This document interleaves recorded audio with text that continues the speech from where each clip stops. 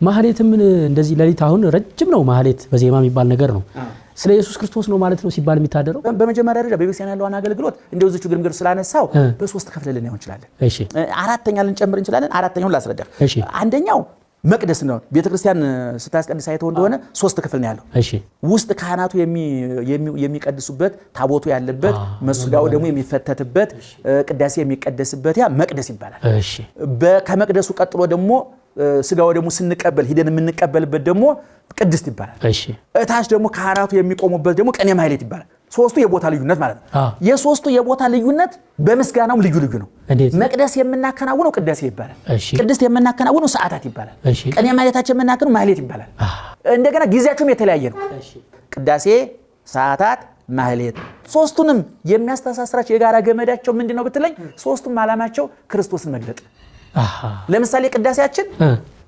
መጀመሪያ ከገባንበት ሰዓት ጀምሮ እስከምንወጣበት ሰዓት ያለው 99.9% አይደለም 100% የሚገልጠው ክርስቶስን ነው ቅዳሴው አንደኛ ሁለተኛ ቅዳሴው 100% ከመጽሐፍ ቅዱስ ተጨልፎ የመጣ ነው እንዲያውም እኔ እውነቱን ለመናገር ከመጽሐፍ ቅዱስ የሚበልጥበት መንገድ ልንገር እንደው ብዙ ሰዎች እንደምትበሳጩ ካላችሁ በደም ተራዱ መጀመሪያ መጽሐፍ ቅዱስ 1000 ምናምን ገጽ ነው እዛ 1000 ምናምን ገጽ ውስጥ የተጻፈው የእግዚአብሔር ቃል ብቻ አይደለም የነፈሮን ቃል ተጽፏል የሰይጣን ቃል ተጽፏል የነሰናክሬም ቃል ተጽፏል የኃጢአተኞቹ የነቅዱስ ጴጥሮስ ቃል ተጽፏል የነቅዱስ ገብርኤል ቃል ተጽፏል የእመቤታችን ቃል ተጽፏል የሰዶምና የገሞራ ታሪክ አለ በኖህ ጊዜ ፍልውሃ የዘነ የግብረ ሰዶም ታሪክ አለ በጣም ብዙ ነገር ነው የታጨቀበት ቅዳሴ ግን እንደ ጁስ ከዛ መካከል ጨምቆ ክርስቶስን የሚመለከተው ብቻ ጨምቆ ያወጣ ነው ስለ ሰዶም ስለ ገሞራ ስለ ሰባትካ ስለ ፈርዖን መስጠም እንደ ብሉይ ኪዳን ገሌ ነገሰ ገሌ ተሾመ ገሌ ገሌን ወለደ ገሌ ገሌን ርስት ወረሰ የሚለው የብሉይ ኪዳን ጣጣ ያመጣ ቀደም እንደነገርኩ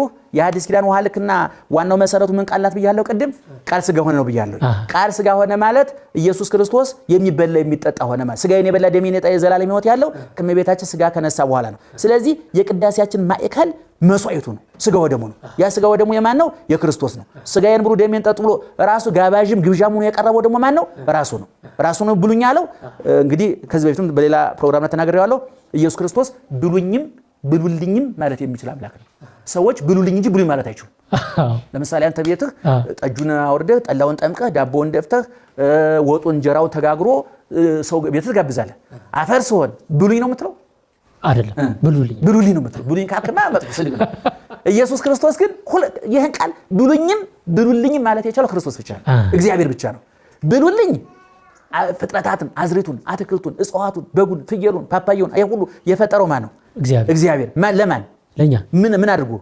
ብሉልኝ ብሎ እንደገና ግን በዛ አረካም እግዚአብሔር እንደውም እግዚአብሔር ለሰው መጀመሪያ የፈጠረውን ነገር ሰጠና የሰው ልጅ ጥጋቡ የልቡ እንዳልደረሰ ወነተኛው ረሃቡ እንዳልተነቀለ ወነተኛ ጥሙ እንዳልተቆረጠ ወነተኛ ርቃው እንዳልተሸፈነ አወቀና ይላል ቅዱስ ጳውሎስ መጣው ረሶ በእንቲያነ ራሱን ሰጠ ኢየሱስን ከሰጠ በኋላ መጨረሻ ለማንን ሰጠ ራሱን ሰጠ እጁ መጀመሪያ በእጁ የፈጠረውን ሰማይና ምድር ሰጥቶን ነበር መጨረሻ ግን እጁን ሰጠ እንደውም ዮሐንስ አፈወርቅ አይጋድ ላንሶ ሰው ውስጥ በገነት የተመላለሱ እግሮች ከ5500 ዘመን በኋላ ቀራኒው ላይ ሰኩነው ተቸነከሩ አዳምን የፈጠሩት እጆች ቀራኒው ላይ ተቸነከሩ አዳም ላይ እፍ ብሎ የህይወቱ እስትንፋስ ያሳደሩበት እስትንፋስ አሁን አሞትና ኮምጣጤ ጠጣ እያለ ይናገራል ስለዚህ ቅዳሴያችን ማዕከሉ ቅድም እንደነገርኩህ መስዋዕቱ ነው እንግዲህ ማህሌትን ቆማለን ሰዓታትን ቆማለን ሰዓታቱና ማህሌቱ የቅዳሴው ሚዜዎች ናቸው መቼም አንተ የፈለገው ሚዜ ቆንጆ ቢሆን የፈለገ ሀብታም ቢሆን መታጀብ ያለበት ማን ነው ሙሽራው ነው አይደል አንዳንድ ሚዜ አለ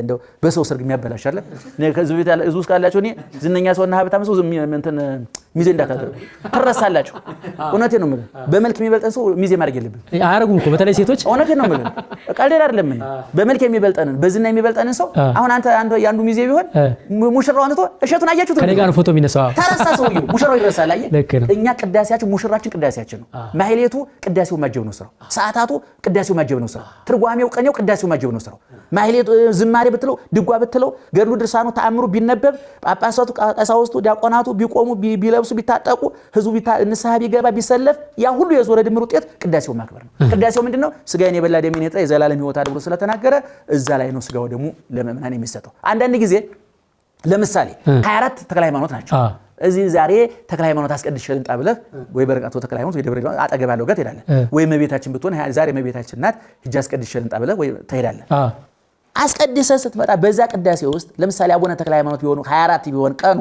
ቅዳሴ ስንቀድስ ገብተን እስከምንወጣ ድረስ አንድም ቦታ የተክለ ሃይማኖት የሚል ስም የለም። ተክለ ሃይማኖት የሚል ስም የለም። ክርስቶስ ብቻ ነው ያለው።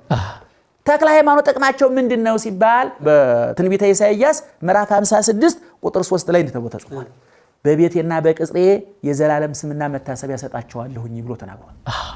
እንዲያውም ዘይህይስ እምደቂቅ ወማዋልድ ከወንዶች ልጆችና ከሴቶች ልጆች የበለጠ በቤቴና በቅጽሬ የዘላለም መታሰቢያ ሰጣቸዋለሁ ብሏቸዋል ለቅዱሳን። ለእነ አቡነ ተክለ ሃይማኖት፣ ለእነ ገብረ መንፈስ ቅዱስ፣ ለሐዋርያት፣ ለቅዱሳን። እነ ቅዱስ ጳውሎስ መናኝ ናቸው። ድንግል ነው፣ ልጅ የለውም፣ ህንፃ የለውም። ይህ ህንፃ በስሜ ይጠራ ብሎ የጳውሎስ ህንፃ ብሎ ይብራል አንተን አላለ። 15 ልጅ ወልዶ ገሌ ጳውሎስ የሚባል ልጅ የለውም። ግን የዛሬ 2000 ዓመት የነበረው ቅዱስ ጳውሎስ ዛሬ እንደ አዲስ እንደ ትኩስ የሚነሳው ለምንድን ነው? ኢየሱስ ክርስቶስ ድካሙን አይቶ እልፍ አእላፍ ልጆች ሰጥቶታል። እልፍ አእላፍ መጠሪያ ሰው። ስለዚህ ቅዳሴው ቦታው በማን ተሰየም? በተክለ ሃይማኖት። የሚቀደሰው ቅዳሴ የማን ነው? የክርስቶስ። የሚበላው ስጋ የሚጠጣው ደም ያን ቀን የማን ነው? የክርስቶስ። የሚነበበው ወንጌል የማን ነው? የክርስቶስ። የተሰቀለው መስቀል የማን ነው? የክርስቶስ። ካህናቱ ማን ይፍታ ይላሉ? እግዚአብሔር ይፍታ። ተክለ ሃይማኖት ዘለምንድን የተረፋቸው? ያ ቦታ የተክለ ሃይማኖት የሚለው ብቻ ነው። ለምሳሌ በጣም ባጭር ምሳሌ ልንገር። ኃይሌ ገብረስላሴ ጎዳና ይባል ታውቃለህ? ጎዳና አውቃለሁ። ኃይሌ ገብረስላሴ ጎዳና። ለምሳሌ ያ ጎዳና የኃይሌ ገብረስላሴ ነው አይደለም? ጎዳናው በስሜ ተሰይሞልኛል እና ሂጄ መሐንዲስ ይዞ ሄዶ እዚህ ቦታ ጎጆ ልስራ ማለት ይችላል? አይችልም። ይችላል? ቤት ልስራ ማለት ይችላል? ኧረ አይችልም። እሱ የተረፈው ምንድን ነው? ስሙ ነው። ስሙ ብቻ ነው። አራዳ ጊዮርጊስ ለጊዮርጊስ ስሙ ብቻ ነው። አሁን ብዙ ስለማይረዳ ጊዮርጊስን የምናመልክ ገብርኤልን የምናመልክ በፍጹም ወንድም አለም እመቤታችንን እናመልክሽ ብንላት እኛ እንኳን እግዚአብሔር እንኳን እሷ ዝም አትለን። ገብርኤልን እናመልክ ምን ገብርኤል ራሱ አይለቀንም። እነ ቅዱስ ጳውሎስ እነ በርናባስ በሐዋርያት ሥራ ምዕራፍ 13 ላይ ተመልከት። ቅዱስ ጳውሎስ በሽተኛ ሲፈውስ የጣዖቱ ካህን ምን አደረገ? ህዝቡን ሰብስቦ አመጣና ጉንጉን አበባ አዘጋጅቶ ኮርማ እየነዳ እስከዛሬ ተሞኝተናል፣ ጣዖት ያመለክ ነው፣ እውነተኛ አምላኮች እነዚህ ናቸው። እነ ቅዱስ ጳውሎስ ማምለክ ፈለገ። በኋላ እነ ቅዱስ ጳውሎስ ልብሳቸውን ቀደዱ። ልብሳቸውን ቀደዱ። ለምን? እኛ እናንተን ከጣዖት አላቀን እኛን ጣዖት ማድረግ አንችልም። እኛ ወደ ክርስቶስ እንድትመጡ ወደ እኛ እንድትመጡ አይደለም የሰበክናችሁ ነው ያሉት። ስለዚህ ጊዮርጊስን ላምልክ ብትለው አይለቅህም። እሱ ተክለ ሃይማኖት አይለቅህም። እኛ ፍጡርን ማምለክን አናቅም። እኛ በፍጡርና በፈጣሪ በአምላኪና በተመላኪ በገዥና በተገዥ በሎልና በጌታ መካከል ያለው ልዩነት ተምታቱብን ያውቅ። ትናንትናም አልተምታታብንም፣ ዛሬም አልተምታታብንም፣ ለዘላለም አይምታታብንም። አባቶቻችን ይሄ የጠለቀ ምስጢር የገባቸው ሰዎች ናቸው። ግን ቅድም እንዳልኩህ በምድር ያሰራችሁ በሰማይ ምን ይሆናል? የታሰረ። በምድር የፈታችሁት በሰማይ ተፈታ። በደቀ መዝሙር የስም ቀዝቃዛ ውሃ ያጠጣ ዋጋው አላጠፋበትም። በዚህ ዓለም እሱ በተጠራበት እንዴ ያቺ ሽቶ ይዛ የመጣችው ሴትዮ ኃጢአተኛ ናት፣ በደለኛ ናት፣ በዝሙት ነበር የምትተዳደረው። ይቺ ሴትዮ ወደ ክርስቶስ መጣ እኮ ለሽቶ እየተቀባች ብዙ ወንድ ያቀለጠች ሴት ናት።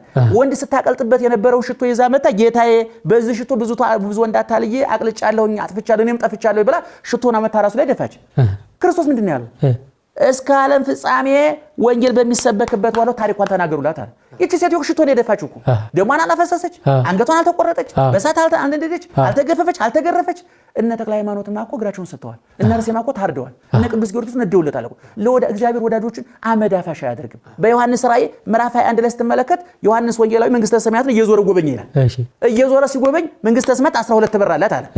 12 ሁሉ በር ላይ የተጻፈ የኢየሱስ ስም አይደለም፣ የክርስቶስ ስም አይደለም፣ የሥላሴ ስም አይደለም። ያ ጽሑፍ አስማተ ሐዋርያተ በግኡ የበጉ የክርስቶስ ሐዋርያት የነ ቅዱስ ጴጥሮስ በር ስም ነው የተጻፈው። በመንግስተ ሰማያት በር ላይ ሆነ አራዳ ጊዮርጊስ ማጣ ሁለት መጻፍ ሲመጣ የሚፈርስ እኮ እድሳት የሚደረግለት እኮ ነው። ምን ቁም ነገር እኮ ነው። እኔ እናንተ እኮ ሲሚንቶ አብኩተን ድንጋይ ደርድር እየሰራ ነው እኮ። በመንግስተ ሰማያት ነው የምልህ። በመንግስተ ሰማያት በር በየበሩ ላይ የጴጥሮስ በር፣ የዮሐንስ በር፣ የማቴዎስ በር ነው የሚለው መጽሐፍ ቅዱስ ላይ። ዮሐንስ ራእይ ነው የምልህ። የደቀ መዛሙርቱ ስም ተጽፏል ነው መንግስተ ሰማያት። እና ሐዋርያትም በኋላ ክርስቶስ በነበረበት ጊዜ ሲያስተምር እስኪ ሄዱና ብሎ እንዲህ ምንድነው በትምህርት ቤት ሲማሩ ተማሪዎች ለልምድ ስራ ይወጣሉ አይደለም? አዎ አሁን ያላችሁት እንደዛ ይወጣሉ አይደለም? ለክርስቶስ ሐዋርያትን እስኪ ሄዱና አስተምራችሁ ታምራት አድርጋችሁ ነው አላችሁ። ሄዱና ዞር ብለው አስተምረው ትንሽም ጋኔን ወጣጣ ያላቸው መሰለኝ እየዘለሉ መጡ፣ እየቦረቁ መጡ። አጋንንት ገረሩ ለነ ሰይጣን እኮ እጅ ሰጠ ተገዛልን አሉት። የለም በዛ አትደሰቱ፣ በሰማይ ሰማያችሁ ለተጻፈ ደስ ይበላችሁ። ትልቁ ደስታ ከሞት በኋላ ያለው እንጂ እዚህ ጋኔን ማስወጣት ማስገባት ልታስወጡ ልታስገባሉ የሚመጣችሁ እሱን አራግፋችሁ ዓለምን አዲስ ዓለም ውስጥ ትገባላችሁ። ገና በሰማይ ተነግሳላችሁ። በማቴዎስ ምዕራፍ 18 ላይ ቅዱስ ጴጥሮስ ሁሉን ትተን ተከተልንህ እኛ ምንድነው የምናገኘው ብሎ ጠይቆ ነበረ። እናንተማ ትነብሩ ዲበ አሰርቱ ወክልኤቱ መናብርት ወትኮንኑ አሰርቱ ወክልኤተ ነገደ እስራኤል፣ እናንተማ ኋላ ለፍርድ ስመጣ በ12 ዙፋን ላይ ተቀምጣችሁ በ12 ነገደ እስራኤል ትፈርዳላችሁ። ዛሬ የፈረዳችሁትን ፍርድ ኋላ አልሽርባችሁም ሲል ነው ብሎ ሊቃውንት ተተርጉሟል። ስለዚህ በቅዳሴያችንም በማህሌታችንም በሰዓታታችንም ዋናውና ትልቁ የሰሌዳ ትልቁ ክርስቶስን ማጉላት ነው። ሰሌዳ ምን አይነት ነው? ጥቁር ነው። እየሰማችሁ ነው? ሰሌዳ ምን አይነት ነው? ጥቁር። ቾኩስ? ነጭ። እሺ ሰሌዳውም ነጭ ቾኩም ነጭ ይሆናል? አይሆንም አይደል? ልክ የሰሌዳው ጥቁረት ለቾኩ ምን ይጠቅመዋል? እንዲጎላ እንዲጎላ። የቅዱሳን ሕይወት ልክ እንደ ሰሌዳው ክርስቶስ ማጉላት ነው ዓላማቸው። ቅዱስ ጳውሎስም ዓላማው ይሄ ነው። በእኔ እሱ እንዲታወቅ ነው ያለው። ስለዚህ ቅዳሴያችንም ማህሌታችንም ሁሉም ቅኔ ማህሌትም ኋላም አራተኛ የጨመርኩልህ አውደ ምሕረት ምንለዋለን። እሺ ቅኔ ማህሌት ይቆማል፣ ቅድስት ሰዓታት ይቆማል፣ መቅደስ ቅዳሴ ይቀደሳል፣ አውደ ምሕረት ወንጌል ይሰበካል። እነዚህ አራቱ አገልግሎቶች በአንድ ገመድ ታስረው ለክርስቶስ የሚቀርቡ ናቸው። ቅድም እንዳልኩ ለመጠቅለል ያህል ኦርቶዶክሳዊ ተዋሕዶ ቤተክርስቲያን በመቅደስ ቅዳሴዋ፣ በቅድስት ሰዓታቷ፣ በማህሌት ማህሌቷ፣ በአውደ ምሕረት ስብከቷ 100% ስራዋ ምንድነው ከተባለ ክርስቶስን ከነወዳጆቹ ከነናቱ መግለጥ፣ ሰይጣንን ከነጠላቶቹ ከነሟርተኞቹ ማጋለጥ ነው።